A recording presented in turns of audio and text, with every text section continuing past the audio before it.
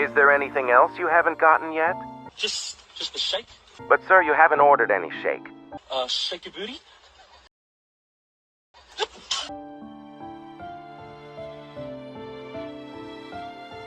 Useless information. A content I ended around a month ago and never looked back on it, because the update only included a single character from Avatar: The Last Airbender and a retired quarterback from the NFL League. I decided to revive this content in a similar manner one last time.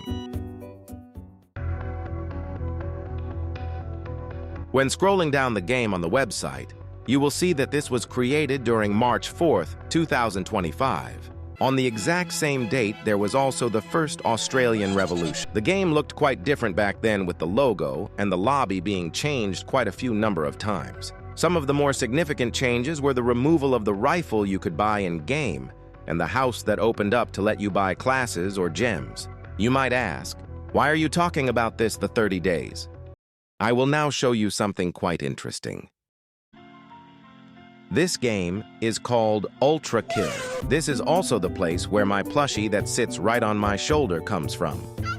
In the second level of the 5th chapter, there is a lighthouse you can see when looking across from spawn.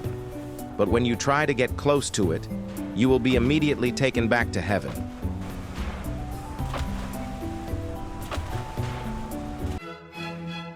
The true answer to this is to slide across the water in order to get to the lighthouse. This type of place that you normally cannot reach is called out of bounds. In a similar manner, the 99 Nights in the Forest lobby has an out-of-bound location which you can access by jumping onto several players' heads. A YouTuber known as PerpVT actually did this before but wasn't able to exactly confirm what was written on the mysterious white sheet. I was able to wrap around the other way and got a pretty good angle onto the paper, which read, "Enter at your own risk, but be aware that you likely will not have a pleasant trip. If you have any information about the missing children, contact the sheriff's department." This isn't all that is there. Some of the passage is stuck onto the terrain, blocking us from reading what is underneath. Though from what we can see, the sheriff's department seemingly exists in the game, which was already hinted by the riot shield. But another thing is that they seemingly are aware of the threats inside the forest, which can potentially take a person's life. But that is all I could get from this. And hopefully, the whole passage will be revealed one day. The existence of cultists is quite confusing. Not only do they have a king that they served before that can be revived through gems made by sacrifices, but they also have a larger version of themselves. So the question you need to ask is, where the hell do they even come from?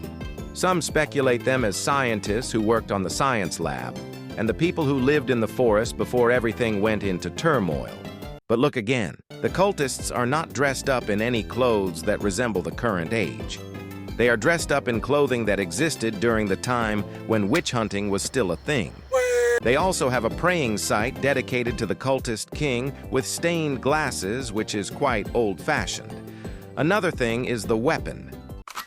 Even though they have access to unlimited ammo, they do not use any firearms at all.